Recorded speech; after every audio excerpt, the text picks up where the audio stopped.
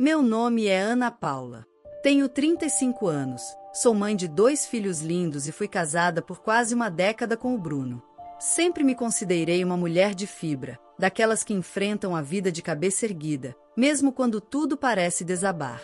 Abri mão de mim, dos meus sonhos, da minha carreira e da minha independência para cuidar da casa e da família que construímos juntos. Tudo por amor. Ou pelo que eu acreditava ser amor. Bruno e eu nos conhecemos ainda na faculdade. Eu cursava técnico em saúde bucal e ele já estava nos primeiros anos de administração. Era simpático, gentil e tinha uma confiança que hipnotizava qualquer um. Fui me encantando aos poucos. Ele dizia que queria uma mulher de verdade ao lado dele, alguém que soubesse ser parceira, que fosse leal e que colocasse a família acima de tudo. Eu, ingênua, achei que estava construindo um lar com base nesses valores. No início, ele era atencioso, fazia planos comigo, conversava sobre o futuro, sobre filhos, viagens, até empreendimentos juntos. Mas, com o tempo, a admiração deu lugar ao controle. Quando engravidei da nossa primeira filha, ele sugeriu que eu saísse do emprego e me dedicasse integralmente ao bebê. Você não precisa mais trabalhar, amor. Eu dou conta. Nosso filho vai ter o melhor, e ele merece ter a mãe por perto. Aquilo me soou como um privilégio. Largar o emprego para me dedicar à maternidade parecia uma escolha nobre, e eu aceitei.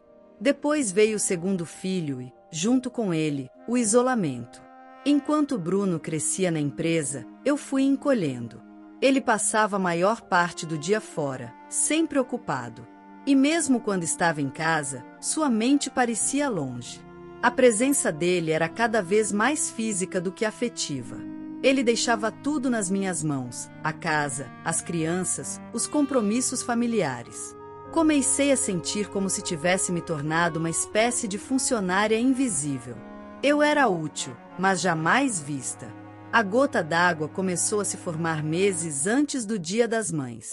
As ausências dele se tornaram mais frequentes. Os telefonemas urgentes, as reuniões fora do horário, os finais de semana de trabalho.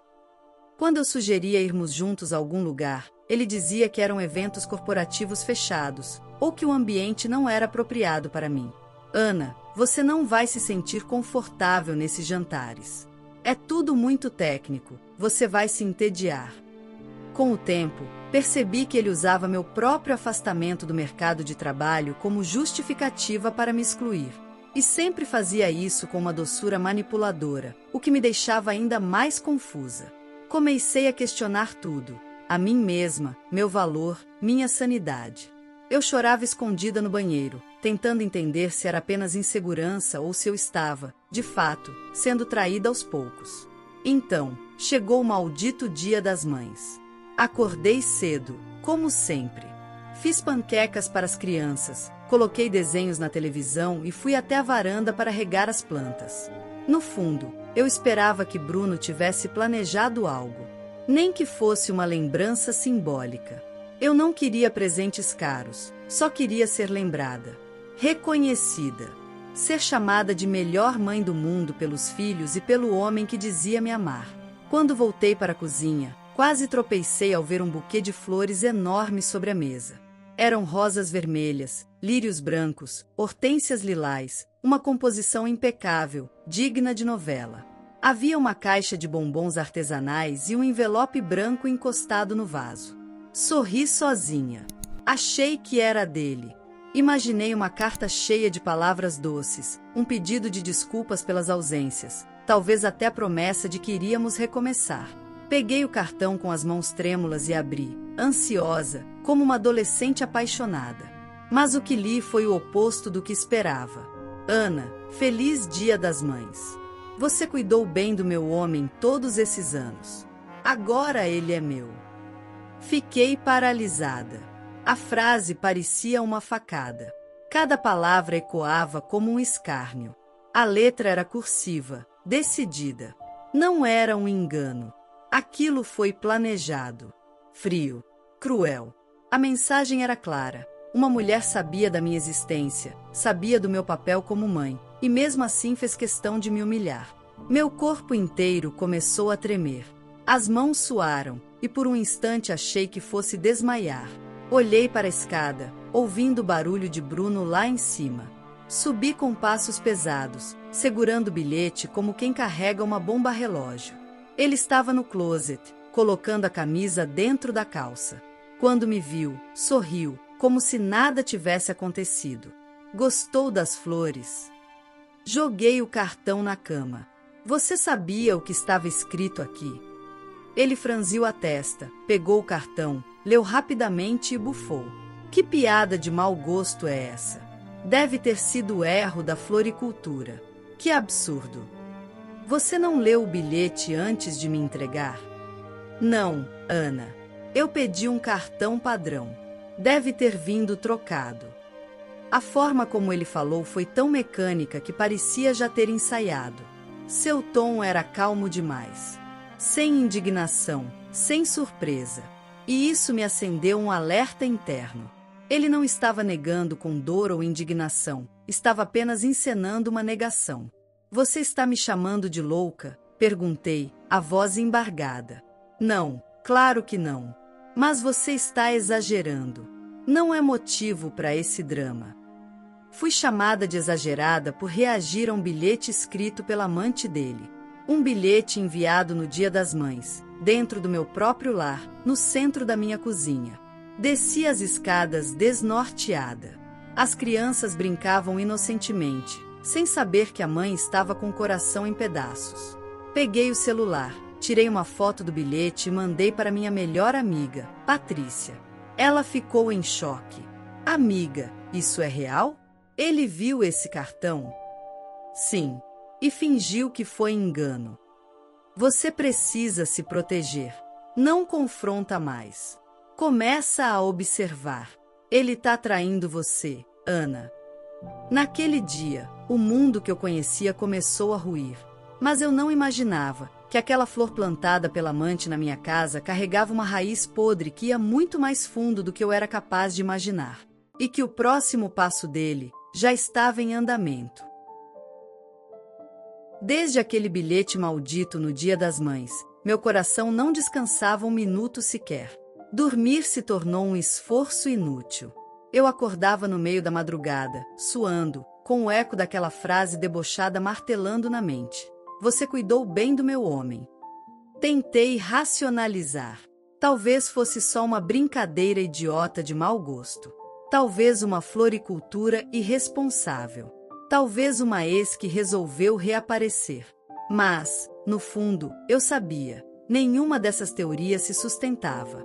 A verdade estava tentando me gritar, mas meu coração ainda queria acreditar que era apenas um pesadelo. Bruno, por sua vez, se mostrava um verdadeiro ator. Continuava com sua rotina normal.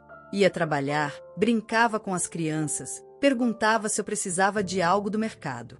Mas seu olhar, aquele olhar que um dia me fez sentir amada, agora só me causava desconfiança. Ele parecia desconectado, quase aliviado por eu não ter feito escândalo algum. Foi quando comecei a notar pequenas mudanças. O celular dele, por exemplo, nunca mais ficava largado pela casa. Estava sempre no bolso ou na mão. E se tocava, ele saía do cômodo. À noite, dormia com ele embaixo do travesseiro. Era claro, ele tinha algo a esconder. Um dia, enquanto ele tomava banho, ouvi o celular vibrar sobre a comoda. Um impulso me fez correr até ele. A tela acendeu e, em fração de segundos, li. Conseguiu esconder bem as flores? Cara jogando um beijo, Meu sangue gelou. Meu corpo ficou paralisado. Aquilo era real. A mensagem desapareceu antes que eu conseguisse ver mais. O celular estava com senha, e não era nenhuma das que eu conhecia. Quando ele saiu do banheiro, veio com aquele sorriso habitual. Mas ao notar que o celular não estava no travesseiro, o olhar dele se tornou mais atento. Você viu se chegou mensagem do banco? Tão me cobrando uns negócios indevidos. Menti. Chegou uma sim, mas não li. Achei que fosse propaganda. Ele assentiu e pegou o aparelho. Digitou a senha com cuidado e o guardou. Nem agradeceu.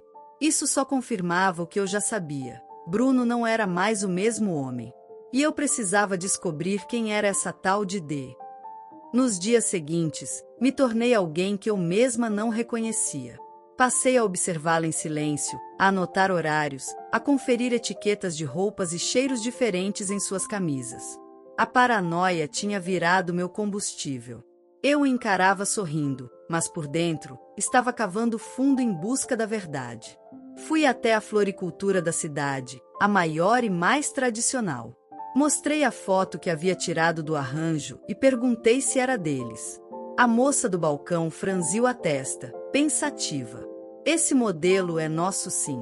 Tivemos um pedido igualzinho no sábado passado. Foi pago em dinheiro e pedido por uma mulher. Bem vestida, cabelo liso, olhos marcantes. Ela pediu que o cartão fosse escrito à mão. Disse que era um presente especial que precisava impactar. Impactar. A palavra caiu como uma facada no peito. A tal D queria me destruir. E sabia exatamente o que estava fazendo. Voltei para casa, com os nervos à flor da pele.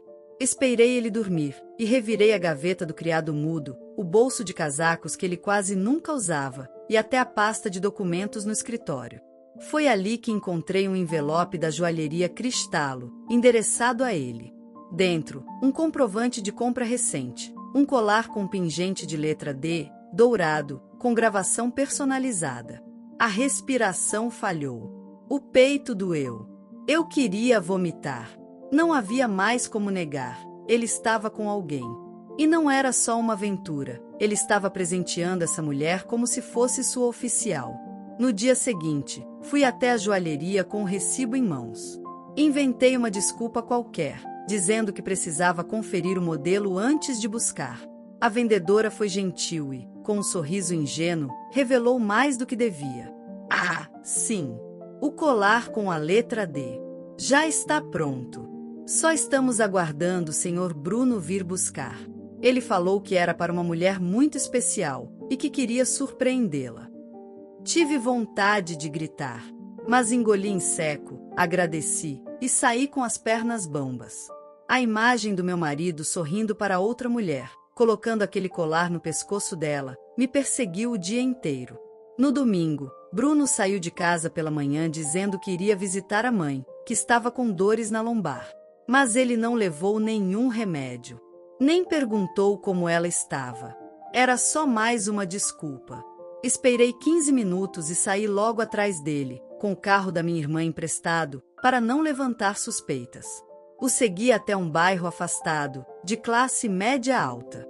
Ele estacionou em frente a um condomínio. Entrou sem hesitar, como se fosse íntimo do lugar. Logo apareceu uma mulher morena, alta, cabelos lisos, usando um vestido justo. Ela o recebeu com um beijo no rosto que durou tempo demais. Eu quase perdi o controle do volante. Eles entraram no prédio. E eu fiquei ali, parada, com o rosto molhado de lágrimas silenciosas, vendo pela primeira vez o rosto de quem tinha invadido minha casa, minha vida, minha família. Naquela noite, Bruno voltou com um saquinho de pão de queijo e disse que a mãe estava melhor. Perguntou se eu queria chá. Eu balancei a cabeça. Enquanto ele falava sobre banalidades, eu olhava para ele e me perguntava: há quanto tempo você está vivendo duas vidas? Como conseguiu me olhar nos olhos depois daquilo? Como teve coragem de deixar nossos filhos em casa para correr atrás de outra mulher? A verdade doía. Mas agora ela era minha. E eu prometi a mim mesma: essa história ainda não acabou. No próximo Dia das Mães, não serei eu quem vai receber flores com deboche. Sou eu quem vai mandar o recado final. A noite anterior ao Dia das Mães foi a mais longa da minha vida. Enquanto minhas filhas dormiam, eu permaneci acordada, revivendo cada mentira, cada desculpa esfarrapada do Bruno, cada vez que engoli o choro para manter a aparência de uma família perfeita. Mas agora, não mais. Não depois daquela última humilhação. Com o celular em mãos, revisei todas as conversas que tinha salvo, as mensagens entre ele e a amante, inclusive aquela que acompanhava o maldito buquê. Ela merece saber o quanto você é bem cuidado. Feliz Dia das Mães para ela também. assinada com um coração e a inicial D. Durante a madrugada, organizei tudo. Criei um arquivo com provas cronológicas, prints, faturas do cartão de crédito, localizações compartilhadas, mensagens dúbias, áudios comprometedores. O que antes era só suspeita agora era um dossiê. Não restava dúvida. Eu estava sendo traída de forma cínica e escancarada, e não só isso. Estavam debochando da minha dor. Com tudo pronto, imprimi cópias. Guardei os documentos em um envelope discreto. Depois de tudo organizado, lavei o rosto, sentei no sofá e fiquei em silêncio. Era como se algo dentro de mim tivesse mudado para sempre. Eu não era mais a mulher que implorava por migalhas de amor. Na manhã do Dia das Mães, me arrumei como quem se prepara para uma batalha. Coloquei um vestido que Bruno elogiava quando ainda me via como mulher, e não apenas como a mãe das filhas dele. Me maquiei com calma. Olhei no espelho e vi, pela primeira vez em muito tempo, uma mulher firme, decidida, pronta para virar a própria história. As meninas acordaram animadas. Laila trouxe um desenho com um coração gigante escrito: "Mamãe, você é meu sol." Cecília me deu um colar de miçangas. As duas me abraçaram com tanta pureza que quase desmoronei ali mesmo. Mas eu precisava estar firme. Por elas. Era por elas que eu faria tudo aquilo. "Você tá tão bonita, mamãe." "Vai sair?" perguntou Laila. "Vou, sim, filha. O papai quer me levar para almoçar." "Só vocês dois?" "Só nós dois." Pouco depois, Bruno apareceu com um sorriso no rosto e um novo buquê. Dessa vez, mais simples. Talvez fosse culpa, talvez tentativa de fingir arrependimento. Quando entregou as flores, falou com tom ensaiado: "Feliz Dia das Mães, amor. Obrigado por ser tão forte, tão dedicada, a melhor mãe que nossas filhas poderiam ter." Fiz um gesto com a cabeça e um sorriso falso. Era curioso ver como ele continuava representando. Como se nada tivesse acontecido. Como se eu não tivesse lido cada vírgula das conversas sórdidas entre ele e a tal D. Seguimos para o restaurante. Eu mesma fiz questão de reservar a mesma onde havíamos comemorado nosso último aniversário de casamento. Queria que ele entendesse exatamente o que estava perdendo. Durante o almoço, Bruno se comportava como um marido modelo. Elogiou a comida, comentou banalidades sobre trabalho, perguntou das meninas. Mas eu mal ouvia. Esperava o momento certo. Depois da sobremesa, tirei calmamente o envelope da bolsa. Empurrei pela mesa até ele. "O que é isso?" ele perguntou, franzindo a testa.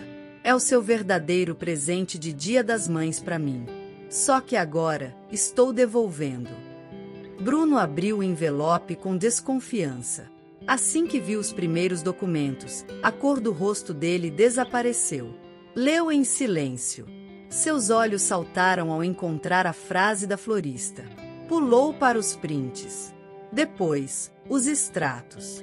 As imagens dele com a amante entrando no prédio dela foram a última pá de cal. "Isso não é. Isso tá fora de contexto", disse ele, com a voz trêmula. "Alguém quer te envenenar contra mim.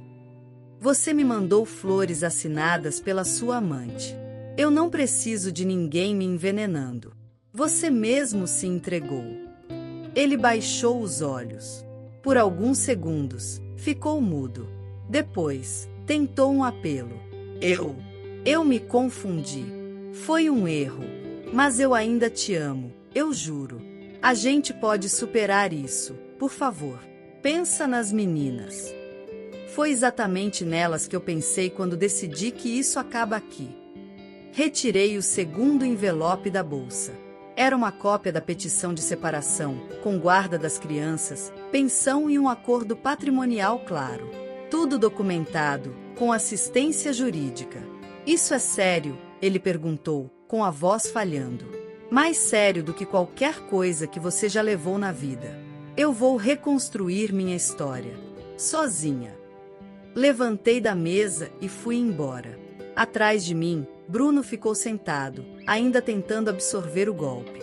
Não olhei para trás. Pela primeira vez, eu saía de um restaurante com dignidade, e ele ficava com a vergonha. Naquela tarde, voltei para a casa dos meus pais e abracei minhas filhas com força.